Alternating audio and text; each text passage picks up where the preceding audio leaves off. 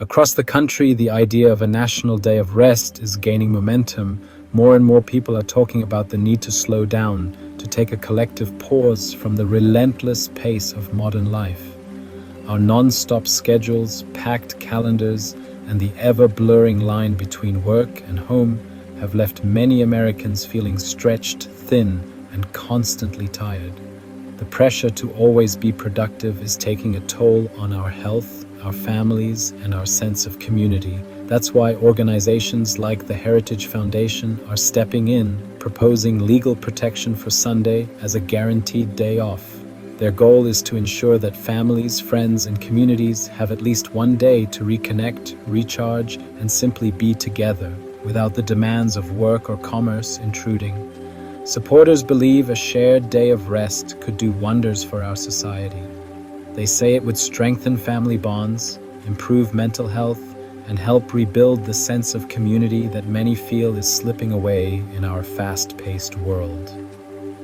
Imagine a day when everyone pauses, kids laughing in parks, neighbors catching up on their porches, and the usual pressure to work or shop simply disappears. It's a vision of a slower, more connected America. But, as with any big idea, not everyone is on board. The choice of Sunday is especially controversial. For many, Sunday is a sacred day, rooted in religious tradition.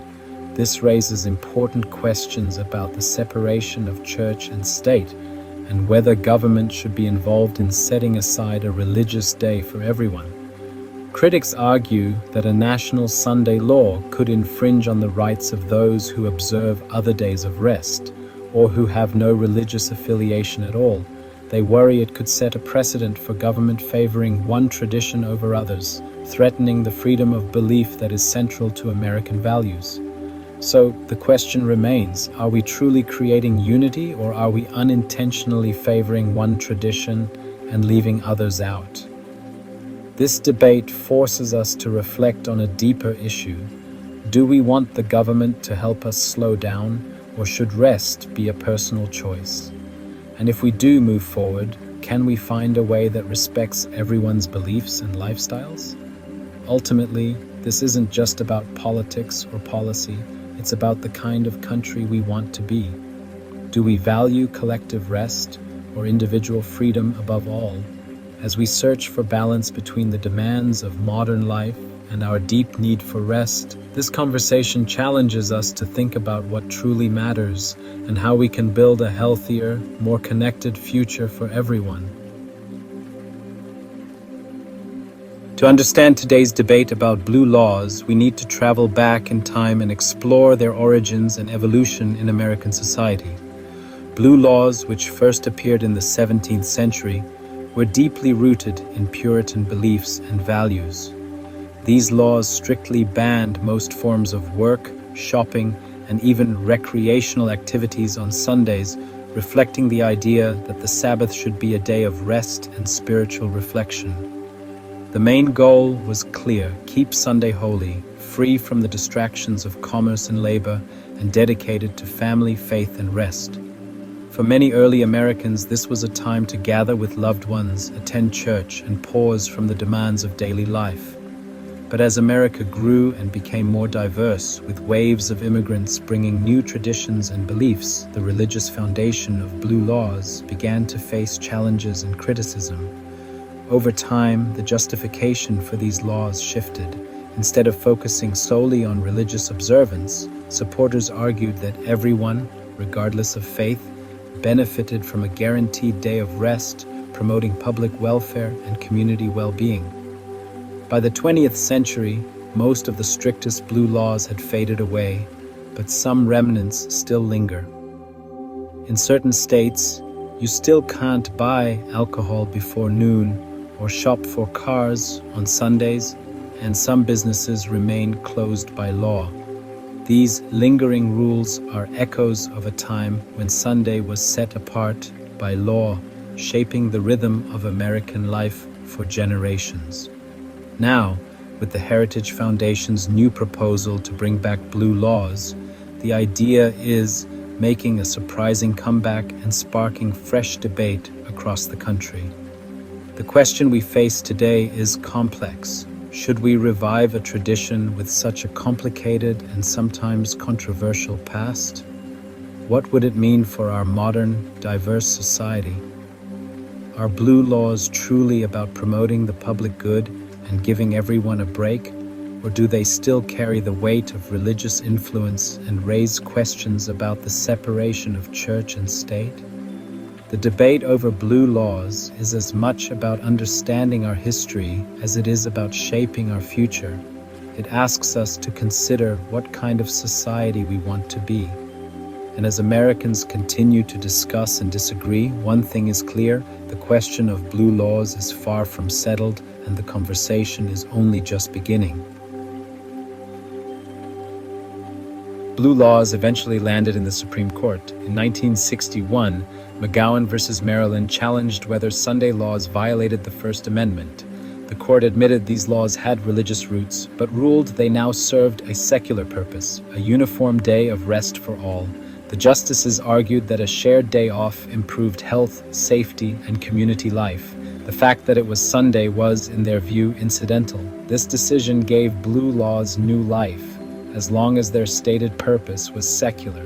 Supporters of today's proposals point to this precedent. Critics counter that, regardless of intent, choosing Sunday still feels exclusionary. The debate didn't end in 1961, it just changed shape. The tension between secular goals and religious origins remains. Why push for a national day of rest now? Supporters see it as a solution to modern problems: overwork, family disconnection, and burnout. A protected Sunday could mean families finally get time together and communities could reconnect. It's also pitched as a mental health boost, a collective pause to de-stress and unplug. Some argue it could even help businesses by reducing burnout and turnover. The bigger idea: a shared rhythm that unites a fragmented society. But is a law the best way to restore connection and stability? The proposal is about more than rest. It's about reclaiming a sense of unity. Whether it's the right path is still up for debate. The vision of a restful Sunday isn't universal. For Jews, Seventh-day Adventists, and Muslims, their holy days aren't Sunday. A national Sunday law could force religious minorities to close businesses 2 days a week, creating economic hardship. This risks unfairly penalizing people for their beliefs and undermines religious liberty. Critics argue that picking Sunday favors Christianity and makes others feel like outsiders. The separation of church and state was meant to protect against this kind of majority rule. History shows blue laws have pressured minorities before. Opponents say true freedom means letting individuals and communities choose their own rest days. The challenge: can we protect unity without sacrificing diversity? The stakes are higher than just a day off. They're about fairness and freedom. Even without a national law mandating it, Sunday closures remain a familiar part of American life, shaping the rhythm of our weekends in subtle but significant ways. Across the country, many towns and cities seem to slow down, with streets quieter and businesses shuttered, creating a unique atmosphere that sets Sundays apart from the rest of the week. Chick-fil-A famously closes on Sundays, a decision rooted in its founders' religious beliefs. This policy not only honors tradition, but also ensures that employees receive a guaranteed day off to rest or spend time with family, a rarity in the fast-paced world of food service. Some people admire this commitment to values and work-life balance, seeing it as a positive example. Others, however, find it inconvenient, especially when they crave a chicken sandwich or need to run errands on a Sunday. Many states still ban car sales or alcohol purchases on Sundays, remnants of old blue laws that once enforced religious observance. These restrictions, though less common than before, still impact daily life and spark debate about their relevance today. Banks and post offices are closed as well, a practice now seen as standard and expected. further reinforcing the idea of Sunday as a day of rest or pause from the usual hustle. These examples show how Sunday rest is already woven into our routines, sometimes for religious reasons, sometimes simply for convenience or tradition. For many, it's a chance to recharge, connect with loved ones, or enjoy leisure activities. The debate continues. Should this principle of Sunday closure be expanded and enforced by law, or should it remain a matter of personal and business choice? Communities across the nation are divided on whether government should play a role. Can a Sunday law ever be truly secular, or does it inevitably carry religious weight and historical baggage? The question challenges lawmakers and citizens alike. The line between tradition and law is blurry, with history, faith, and modern values all intersecting in complex ways.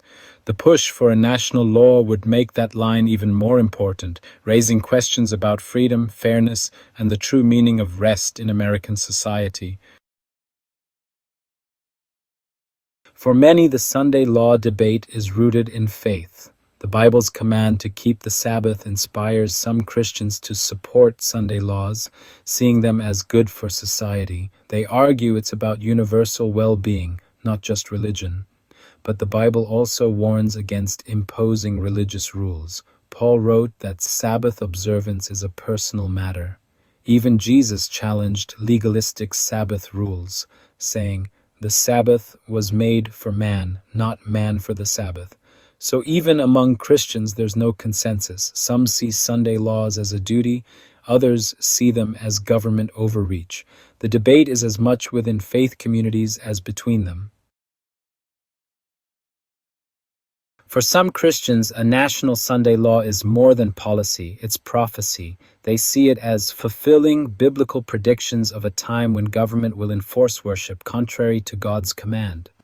In this view, the true Sabbath is Saturday, and Sunday laws are a sign of end times persecution. Groups like Seventh-day Adventists see such laws as a threat to religious freedom and a test of faith. For them, this isn't just about civil rights, it's a spiritual battle. Their opposition is intense and uncompromising. Understanding this perspective is key to grasping the depth of the debate. For some, the stakes are eternal, not just political. In 2026, America faces a choice: community or conscience. One path promises stronger bonds and a healthier pace of life. The other defends individual liberty and freedom of belief. Both values matter deeply, but they can clash. Can we foster unity without sacrificing freedom? Or does protecting conscience mean accepting a more fragmented society? The Heritage Foundation's proposal forces us to confront these questions. Ultimately, this debate is about more than a day off. It's about who we are and who we want to be, and who we are worshiping by our choice of the day we choose to worship.